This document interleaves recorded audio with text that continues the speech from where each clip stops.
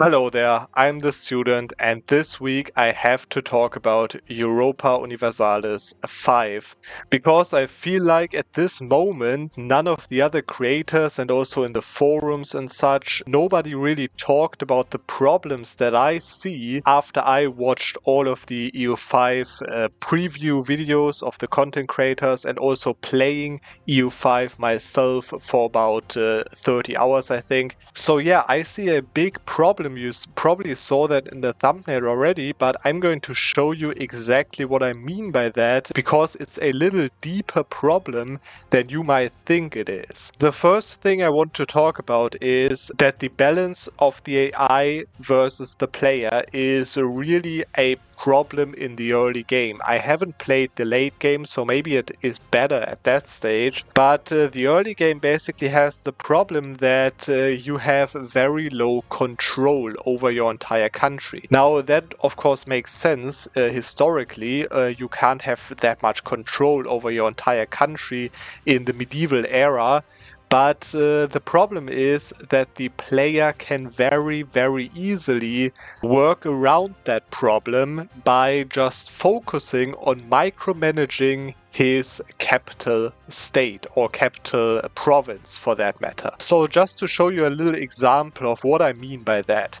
You see, I played as Greenland in 1337 start, and Greenland started with 3,000 population in the entire country. Okay, so obviously it is a super small country, and you can't imagine how small that actually is until I set it in good comparison to, for example, Spain, who has all around 4 million population. For example, Lucas at Bella uploaded a video where he played as Castile and Portugal, and Castile in his game around 1400 had around 7,000 sailors. Now you might ask yourself, why would I compare sailors to my sailors, which I'm going to do in a second, but the reason for that is because I focused on sailors. Of course, if I had focused on manpower, then I could have compared manpower to other manpower-focused nations, for example, Poland or something. But of course, Castile is a very naval-focused gameplay, also because of all the exploration stuff and so on, right? And also they have a huge coastline. So I think it's a really good example to compare the Castilian sailors to the Greenlandic sailors. Now, you see, as already said, Castile had around 7,000 sailors. I had, as Greenland, a maximum of about 800 sailors. That might seem normal to you, right? I have much less sailors than Castile, but you have to compare that to the population, okay? I had a population in the end of the game of around 18,000 pops.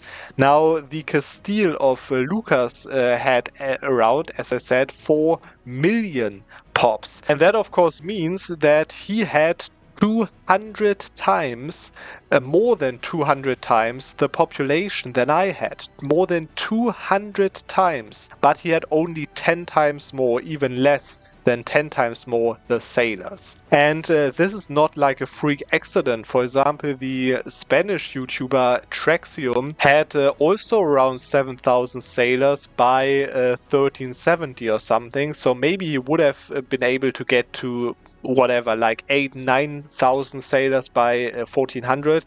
But you get the point. The relation between professional sailors and population is very off. And now let me tell you why that is such a great problem. The thing is that, of course, I played as Greenland as a very small nation, right? But still, with 800 sailors at that moment, I could have faced the entire Norwegian fleet, who, if I remember correctly, had around 1,000 sailors. Of course, I had only 18,000 population. They had 400,000, right? So we had the same amount of sailors and the same naval strength. If you want to put that on the same level, of course, you need to build ships to use the sailors and so on, but you get the point, right?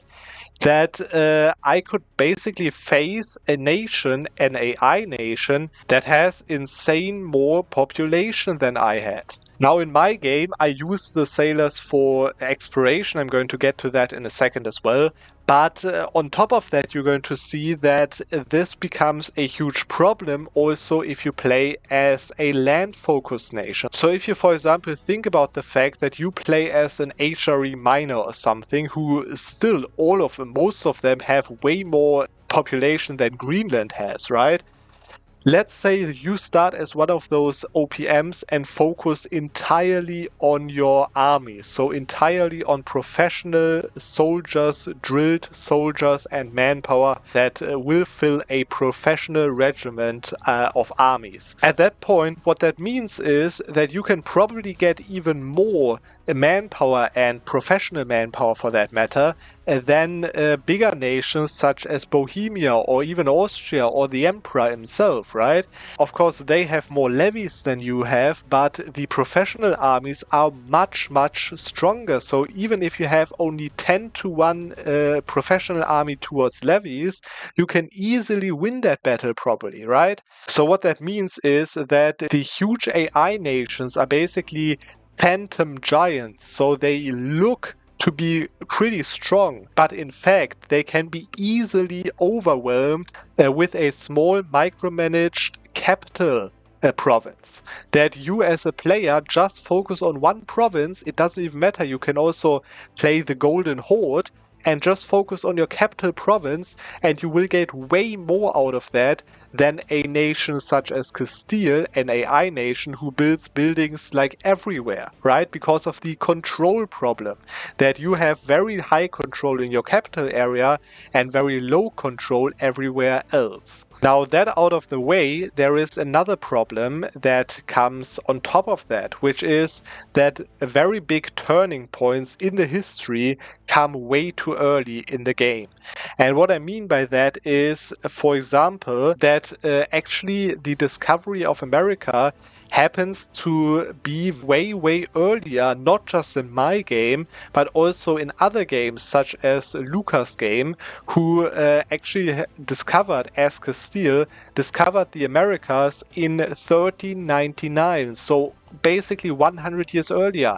And the exact same thing happened in my game, where I had nothing to do with the AI Castile, but the AI Castile still discovered the Americas in around 1380, which is even more than 100 years earlier than what happened historically. Of course, also in EU4, for example, you could discover America like 1460 or something, but this is an entire new level. You can start colonizing, discovering as Castile and probably also Portugal 100 years earlier than historically, which means that you also will be always at least 100 years ahead of time than you should be historically.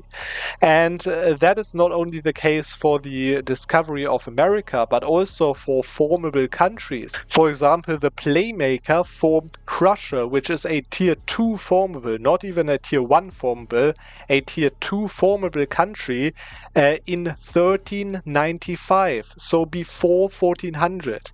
And now if you think about it in the way that it is basically a midterm goal, right? Because tier 3 countries are, for example, Germany. And Germany should theoretically, in historical purposes, be formed around maybe 1700 something, probably even only 18 something. So this is a really late game formable. But if you now see that the previous formula, so tier 2, Prussia, you can already form that in medieval era, then it seems very likely that you will be able to form Germany by 1500 or maybe 1550 or maybe 1600. But all of that stuff is still so much earlier than it should be historically, that your entire game is basically stretched to the beginning and not to the entire time span as it should be. On top of that comes that some of the other nations are basically way too easy, in my opinion, as it seems from the videos, of course. That Absolute Habibi in his video formed the Ottoman borders of 1520 historically in 1435. So basically, 85 years earlier than historically, and the historical Ottomans were already totally overpowered. Okay, so I think you get the point what I'm trying to do with all of that. But what that basically means is that the game plays out way too fast. And now you have to keep in mind that all of that came true with all of us, the players, the content creators, only having our first 100 hours or even less hours in the game. So you can imagine what a player with 1000 hours experience probably can do with these countries, right? So if I had 1000 hours in the game and then play as Greenland, would I not gain 800 sailors but maybe 2000 sailors? And at that point I could probably compete with France or even Castile maybe at some point if I manage to play that right. So yeah, that is a big problem in my opinion, and we're going to get to possible solutions in the very end. But first of all, I wanted to go to the comparison of EU4, because the same problem happened in EU4, as many of you know, that for example the revolution mechanic is a super fun playstyle. They have tons of unique government reforms, completely different playstyle, own special land units, a special casus belli, and if you play France, for example, in EU4, then you get a huge, very unique mission tree that lets you create Napoleonic Spain and Italy. But almost no one gets to that, because even a medium experienced player has to literally physically hold himself back to not conquer Europe before the revolution even starts. Even though I'm very sure that the devs of EU5 have very interesting new playstyles for also the later ages set up, right? They said that many times, that every age will play very differently from the earlier ages. So I really want that to work, for that matter, if you understand what I mean.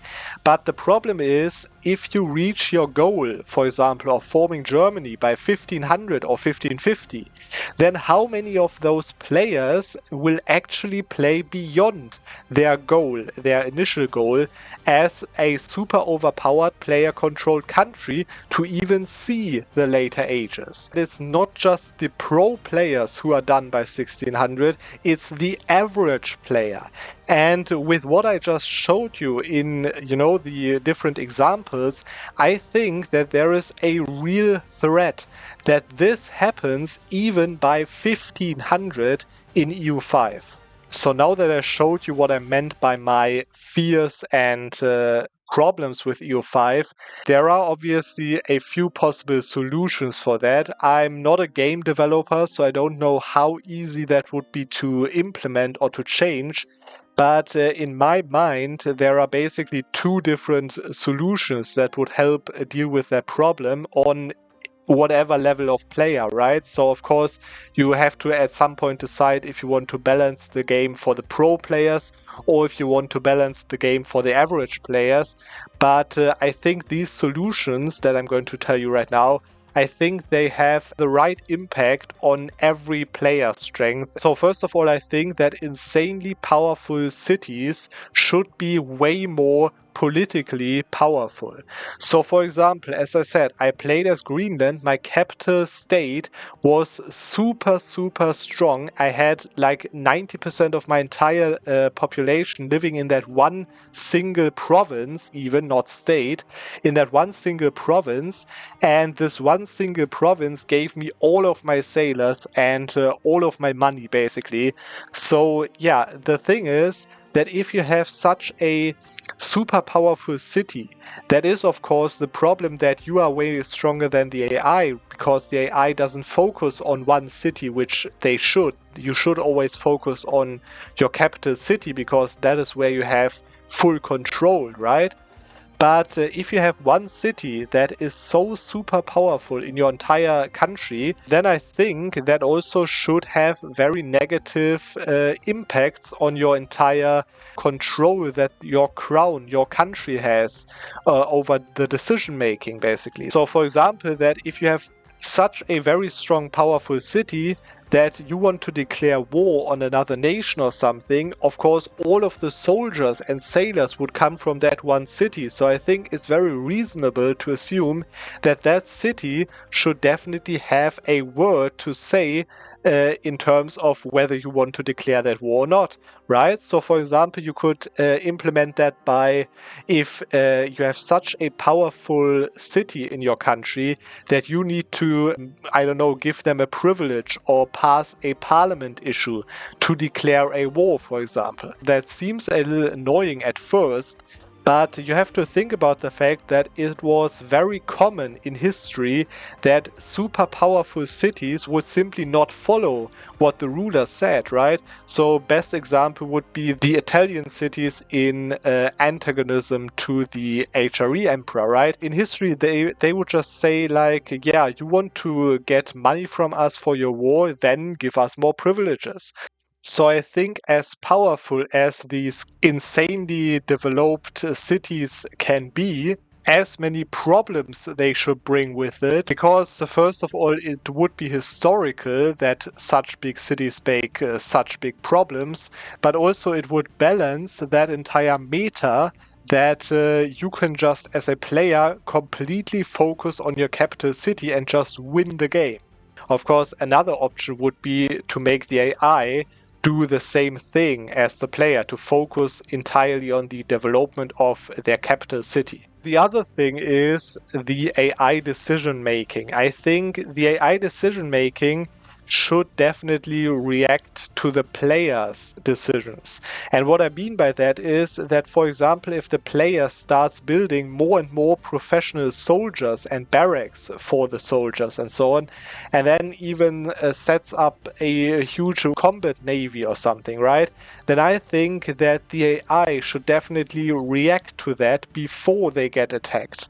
Now, what I mean by that is that, for example, the ideal thing would be if the AI would notice what's happening in the player country and then make their own decisions to counteract that, to basically build barracks themselves or try to get stronger allies for themselves or threaten the player with a threat of war to stop building more units or something, right? All of these things are very historical plausible, right? So what I'm suggesting here is nothing gamey or something. It's all a logical reaction to what the player does in a historical setting, right? And I think that should be a little bit more replicated in the game as well. And the best part is that both of these solutions that I had in mind for now, for both of that, it wouldn't even matter if you are an inexperienced or a very experienced player, because it would just be the reaction of the AI or the reaction of your estate. So if you don't have a super tall capital state, then you don't have the problem with your burghers being too influential, for example, right? And stopping you from declaring wars or something. And on the other side, if you don't start building a huge army, then your neighbors will be much more friendly. Your AI neighbors will be much more friendly in reaction to your decisions. And the main thing that definitely needs to happen is that the AI needs to manage the huge great powers better. If you have a very easy time conquering the HRE miners, that's one thing. But if you can relate, for example, as Ireland to Castile at that moment, that is historically really unrealistic. And I wouldn't say that it should be impossible, but I would say it needs to be harder in the way that Castile, NAI Castile, for example, then needs to manage their population better. Because otherwise, I really think that the same problem as in EU4 also is going to happen in EU5, but with the problem that it starts earlier, and therefore I think there is a real threat that EU5 will be done by 1500 for most players. So that's it with my talk about EU5. Let me know what you think about that in the comments, and let me know if you think the same, or if you think that that's not a problem. But yeah, we are going to see as always on another Monday.